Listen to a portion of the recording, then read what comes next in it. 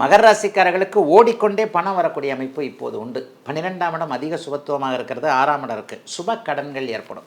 வீட்டு கடன், வாகன கடன், இந்த மாதிரியான ஏதாவது ஒரு நல்ல கடன் அமையும்.